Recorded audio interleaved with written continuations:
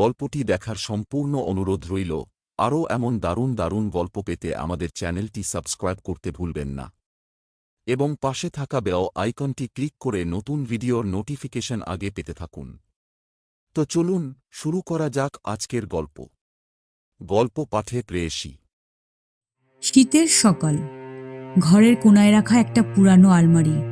মা আলমারির ভেতর থেকে তার ছোট্ট ছেলের জন্য নতুন একটা জামা বার করে আনেন। জামাটি পেয়ে ছেলেটি আনন্দে ভরে ওঠে। ছেলেটির চোখে ছিল একরাশ আশা। ছোট্ট ছেলে তার মার দিকে তাকিয়ে হাসি মুখে প্রতিজ্ঞা করে, মা, আমি বড় হয়ে তোমার সব স্বপ্ন পূরণ করব। কথাটা শুনে মা তার চোখের কোণে অশ্রু লুকিয়ে রাখেন। দিন গড়িয়ে যায়, ছেলে বড় হতে থাকে।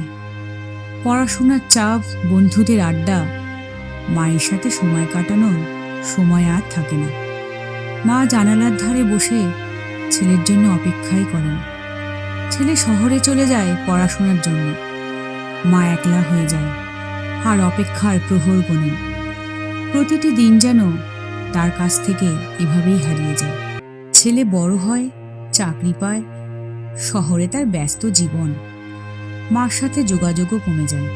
ফোনগুলি সব দায়সারা হয়ে পড়ে।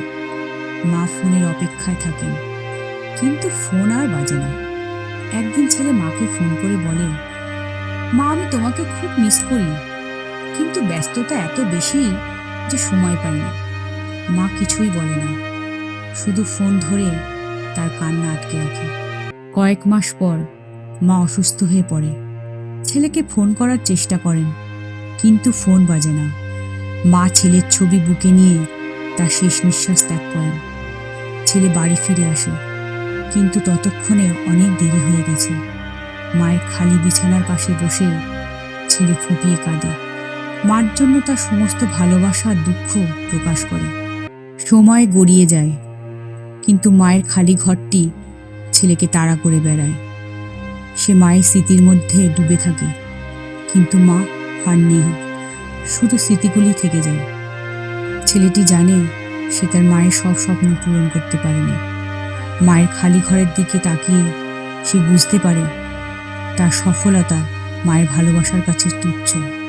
ভিডিওটি ভালো লাগলে লাইক এবং সাবস্ক্রাইব করতে ভুলবেন না। আর যদি আপনি এমনই আরও গল্প শুনতে চান, কমেন্টে জানান। আপনার প্রতিক্রিয়া আমাদেরকে আরও ভালো গল্প তৈরি করতে সাহায্য করবে।